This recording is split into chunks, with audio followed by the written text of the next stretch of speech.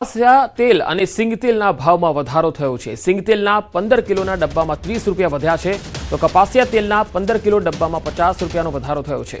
સિંગતેલના ડબ્બાનો ભાવ 2925 રૂપિયા આસપાસ પહોંચ્યો, તો કપાસિયા તેલના ડબ્બાનો ભાવ 2350 રૂપિયા પર પહોંચી ગયો છે। તો સિંગતેલ અને કપાસના તેલના ભાવ વધ્યા છે। કપાસિયા તેલના ડબ્બાનો ભાવ 2350 પર પહોંચી ગયો છે। સિંગતેલમાં પણ हाल भाव वध्या छे। डब्बे 50 रूपियानो वधारो जे छे ए सिंगतेलमां 30 अने कपासमां 50 रूपियानो वधारो डब्बे नोंधायो छे। राजकोटना उपलेटाना भायावदरमां व्याजखोरीनी फरियाद थई छे। 66 वर्षीय वृद्ध वेपारीए आ फरियाद करी छे।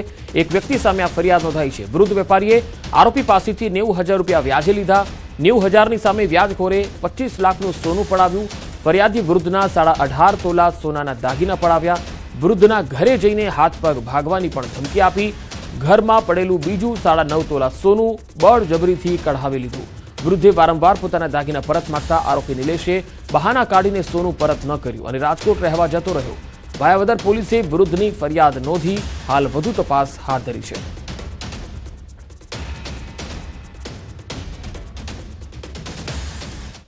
सूरतना वराछा रोड पर दबाण करनार लारीवाळा विरुद्ध कार्यवाही थई छे। ब्रिज नीचे अने फूटपाथ पर पड़ावो नाखीने रहता लोकोना सामान जप्त करवामां आव्या। दबाण हटावવાની कामगीरी दरमियान करुण दृश्यो पण सर्जाया। एक महिला सामान लेवा माटे वलखा मारती जोवा मळी। महिला रडती आंखे पोतानो सामान आपी देवा माटे आजीजी करती रही। बाळकने खोळामां लई सामान लेवा माटे वाहन पाछळथी दौड़ती देखाई। महानगरपालिकाना कर्मचारीओ दौड़ता दौड़ता लारी अने सामान जप्त करता नजरे पड्या। वराछाना धारासभ्य कुमार कानाणीए संकलનમાં આ મુદ્દો ઉઠાવ્યા બાદ પાલિકા દોડતી થઈ હતી।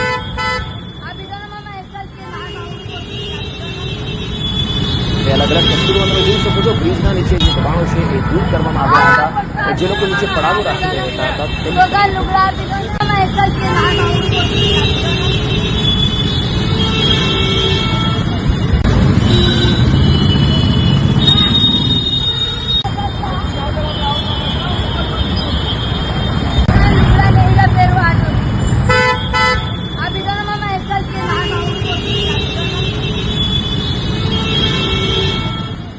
तो ब्रिज नीचेना आ दबाणो छे ए दूर करवामां आवी रह्या छे। त्यारे आ महानगरपालिकानी दबाण शाखा द्वारा ज्यारे अहींया टीम दबाण दूर करवा माटे पहोंची हती त्यारे महिला सामान लेवा माटे वलखा मारता देखाई हती अने जे दबाण शाखानी जे गाड़ी हती तेनी पाछळ जे छे ए दौड़ती नजरे पड़ी हती अने पोतानो सामान आपी दे ते प्रकारनी आजीजी करता जोवा मळी।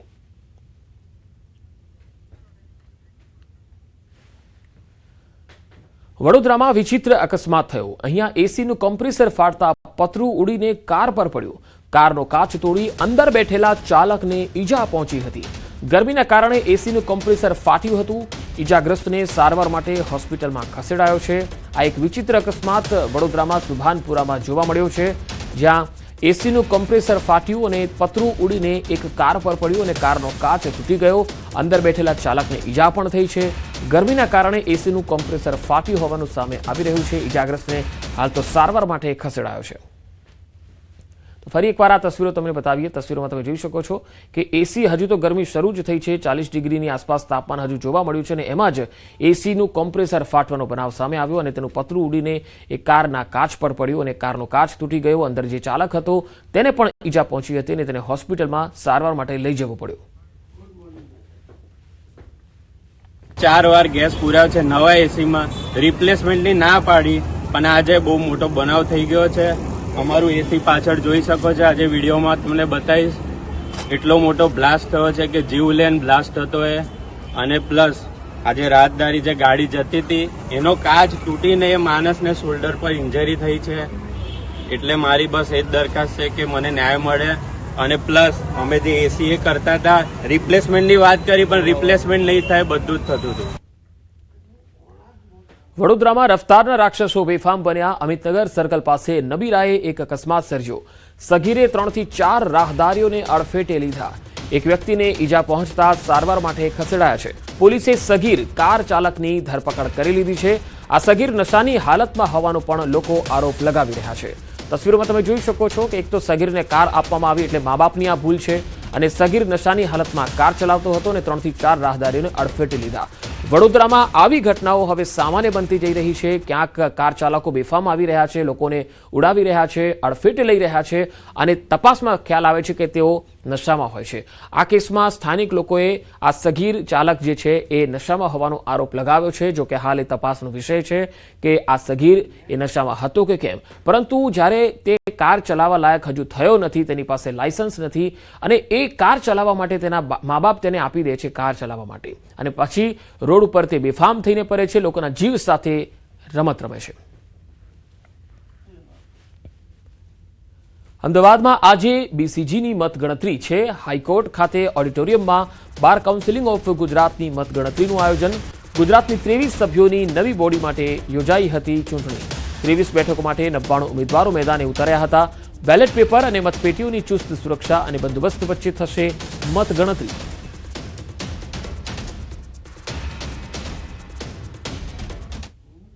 વધુ માહિતી મેળવીશું. સંવાદદાતા વિભુ પટેલ મારી સાથે જોડાયા છે. વિભુ, હાલ જે બીસીજીની મતગણતરી ચાલી રહી છે ત્યારે ઉમેદવારોમાં કેવો માહોલ છે? જેના સમર્થકો છે તેઓ શું કહી રહ્યા છે?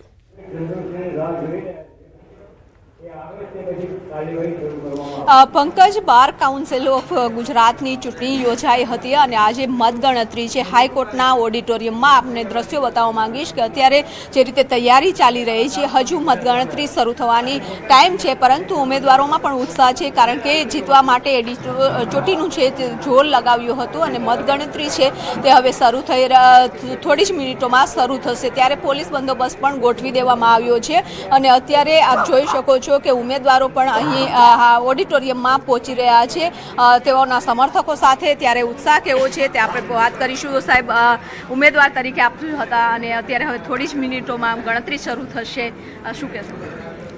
હું અનિરુદ્ધસિંહ ઝાલા, એડવોકેટ, ભાવનગર, પૂર્વ chairman bar council of Gujarat. સને 2026માં ગત 6/3/2026ના રોજ જે બાર કાઉન્સિલની ચૂંટણી યોજાણી, એમાં અમે ટોટલ 99 કેન્ડિડેટ ઊભા હતા. એમાંથી મેં પણ ઉમેદવારી નોંધાવેલી. એમાં મારો ક્રમ નંબર 99, 2 નવડા હતા. 6 તારીખે અમારું મતદાન પૂરું થયા પછી ગઈકાલે 9 તારીખે એની ગણતરી કરવાની હતી, પણ અનિવાર્ય સંજોગોને કારણે થઈ ન શકી અને આજે રાબેતા મુજબ વ્યવસ્થિત ગણતરી થઈ રહી છે. હવે ટૂંક સમયમાં ગણતરી શરૂ થશે અને જે કોઈ ઉમેદવારો જે વિજેતા થાય પણ એ બધા અમારા વકીલ ભાઈઓ બહેનો જ હશે અને આ અમારે એક રંગે ચંગે સારી રીતે અમારે એક ઇલેક્શન થયું છે શાંતિપૂર્ણ રીતે. તો આજે મતગણતરી શરૂ થશે અને 4, 5, 6 દિવસ સુધી ગણતરી ચાલશે અને એનું રિઝલ્ટ આવશે અને એમાંથી 23 ઉમેદવારો જે વધારે વોટ લાવ્યા છે એ જીતેલા જાહેર થશે. 23 લોકોની બોડી છે તે બનવાની છે. આપ પણ શું કહેશો કે અત્યારે ગણતરી શરૂ થવાની રાહ જોઈ રહ્યા છે? આમ તો ગુજરાતના વકીલ સમાજ ઘણા સમયથી આ ચૂંટણીનો માહોલ જામ્યો છે, એટલે છેલ્લા 1 મહિનાથી આતુરતાથી આ 99 ઉમેદવારોએ તનતોડ મહેનત કરી છે જીતવા માટે. એટલે કાલે ગણતરી થઈ શકી નહીં, પણ આજે વકીલો બધા રાહ જોઈને બેઠા છે. એટલે 7-8 દિવસ સુધી કદાચ આ પ્રક્રિયા ચાલુ થશે. એટલે એમાંથી પછી 23 ઉમેદવારો વિજેતા જાહેર થશે. એટલે જે પણ વિજેતા જાહેર થશે તે હું ચોક્કસ કહીશ કે વકીલ સમાજના જે લોકોએ કામ કર્યા છે તે લોકો જ આ 23 ઉમેદવારો વિજેતા થશે તેવું મારું ચોક્કસ માનવું છે. जी, हमें राह જોઈએ છીએ કે देखते हैं किसमें है कितना दम. તો 99માંથી જે ઉમેદવારો જે બહાર આવવાના છે એમાંથી બધા ભાઈઓ અત્યારે બેઠા છે અને અમે રાહ જોઈએ છીએ કે ક્યારે વોટિંગ તો થઈ ગયું છે, પણ હવે ક્યારે મતગણતરી ચાલુ થાય એની વાટ જોઈને બધા બેઠા છીએ. આખી મતગણતરીની પ્રક્રિયા શું રહેશે અને આટલો લાંબો સમય કેમ લેશે? જી, ચોક્કસથી હું કહેવા માગીશ કે આખા ભારત દેશની અંદર માત્ર 2 જ અટપટી ચૂંટણી હોય છે. એક તો રાષ્ટ્રપતિની હોય છે અને બીજી અમારી બાર કાઉન્સિલ ઓફ ગુજરાતની હોય છે. અમારી આ ચૂંટણીની અંદર અમારા મતદાનનું જે નામ છે તેનું નામ છે પ્રેફરન્શિયલ વોટ અને વેલ્યુએબલ વોટ. એટલે કે બીજી બધી ચૂંટણીની અંદર જેમ એક કોઈ ઉમેદવારને મત આપવામાં આવે છે તેની જગ્યાએ અમારી ચૂંટણીની અંદર એક વકીલ એટલે કે એક મતદાર ટોટલ 23 લોકોને મત આપી શકે છે, 23 ઉમેદવારને મત આપી શકે છે અને પ્રેફરન્સમાં આપવાનો હોય છે. 1, 2, 3 પ્રેફરન્સમાં એવી રીતના 23 સુધી મેક્સિમમ વોટ આપી શકે છે. અને મતગણતરીમાં આટલી વાર લાગવાનું ખાસ કારણ એ કે જ્યારે આ પ્રેફરન્શિયલ વોટની જ્યારે ગણતરી થતી હોય ત્યારે એકની વેલ્યુ છે એ બીજામાં કન્વર્ટ થતી હોય છે. એટલે એક જ બેલેટ પેપર જે એક વકીલ સાહેબે 23 વોટ આપેલા હોય એનો જે હેતુ છે મતદાન કરવાનો તે માયરો નથી જતો. અને તેના પહેલા પસંદગીનો ઉમેદવાર જો કદાચ જીતે તો તેને વોટ જાય છે, અથવા તો જો એ હારી જાય તો તેનો વોટ છે જે એને બીજો પ્રેફરન્સ જેને આપેલો છે તેનામાં કન્વર્ટ થતો હોય છે. બીજા ઉમેદવાર જો ન જીતી શકે તો ત્રીજામાં એમ કરતાં 23 સુધી જ્યાં સુધી મતદાન કરેલું હોય ત્યાં સુધી એ વોટ ટ્રાન્સફર થતો રહે છે. એટલે આટલી પ્રક્રિયામાં વાર લાગતી હોય છે. જી બિલકુલ. તો અત્યારે ઉત્સાહ છે તમામ લોકોમાં જોવા મળી રહ્યો છે, કારણ કે હવે રાહ જોઈએ કે મતગણતરી છે તે શરૂ થાય, પરંતુ આ લેન્ધી પ્રક્રિયા છે તેના કારણે એક સપ્તાહ સુધી આ મતગણતરી ચાલે તેવું અનુમાન છે. જી વિભુ, આભાર સમગ્ર માહિતી આપવા માટે.